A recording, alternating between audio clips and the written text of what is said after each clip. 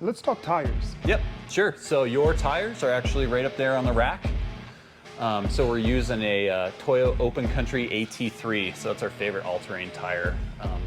We really only have a couple different options for tires on the dualies, and I'll explain why. It's because we run different sizes front to back.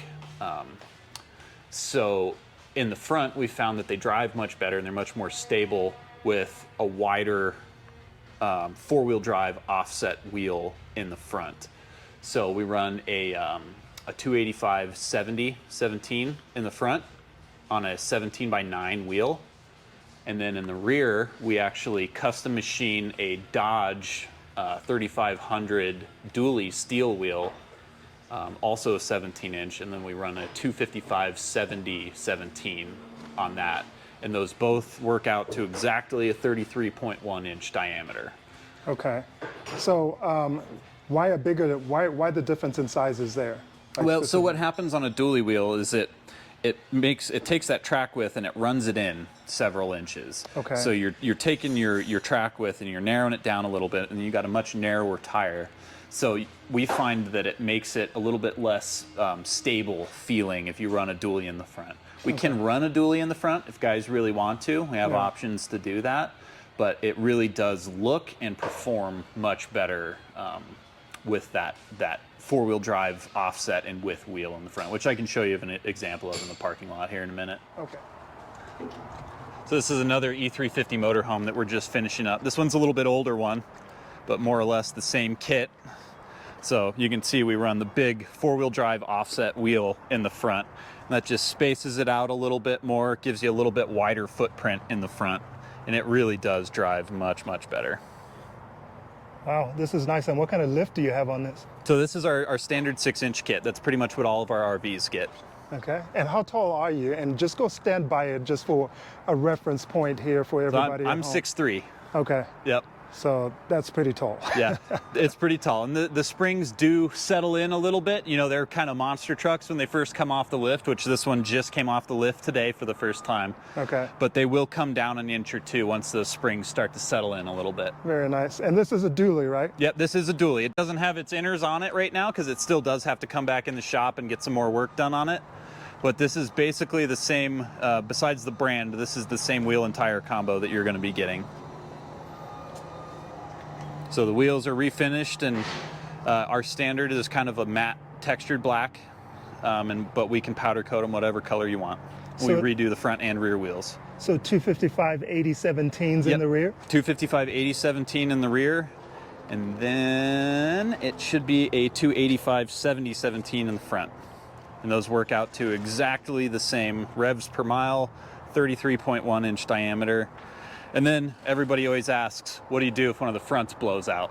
Well, since it's the same diameter, front to back, we take a fifth one of the dually wheels. That's what we're gonna mount on the rear bumper.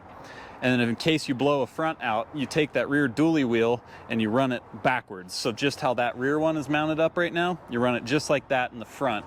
It's not ideal. It might drive a little bit weird, but it's gonna get you to where you need to go to get your tire fixed or replaced. Okay, and let's talk super singles. Why not? They are a lot more trouble than they're worth. Okay. There's not a lot of tires on the market that can handle that rear axle weight of one of these Class Cs, and also have like an off-road tread pattern in the size that we need. Because you know that thing, like I said, I think it's close to 10,000 pounds over the rear axle.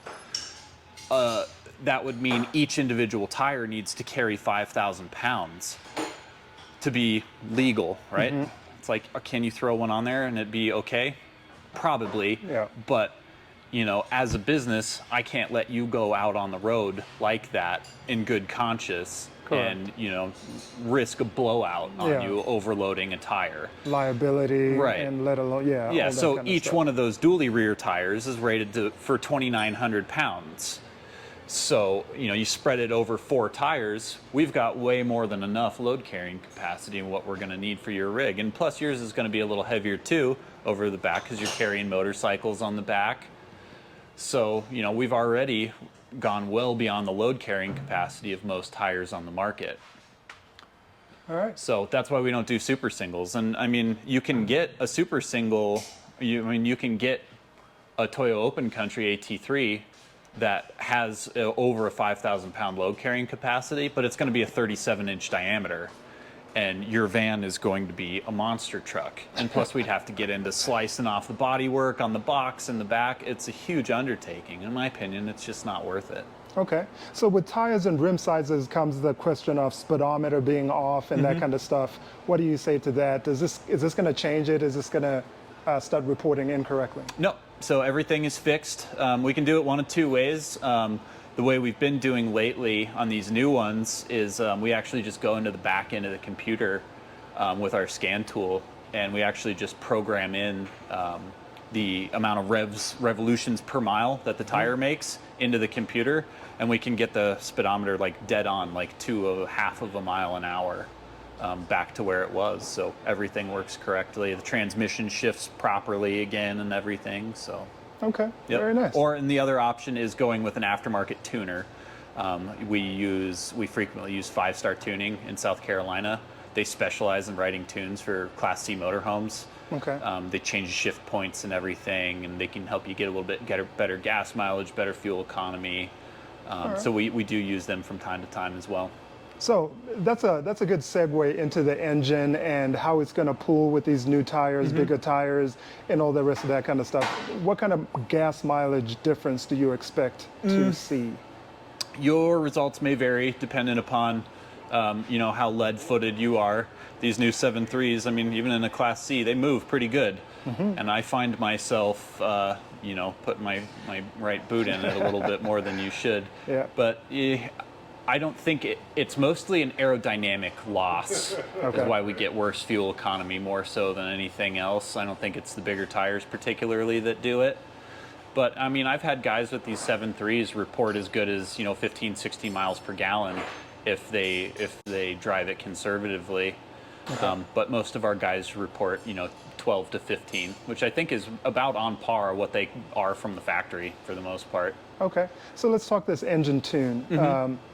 You said ProStar, or who was that does it? 5-Star tuning. Yep. Okay. Recommended to do it just to get more performance out of that, more MPGs you were talking about? I think so. Okay. I think it's worth the cost, and more so for improving the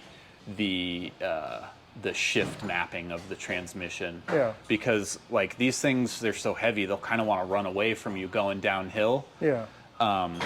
They write their tunes so it'll actually kick down in gears. If it sees you accelerating off of the gas, it's like, hey, we're coasting downhill. We'll pull it out of overdrive automatically. I just find that they shift much, much better.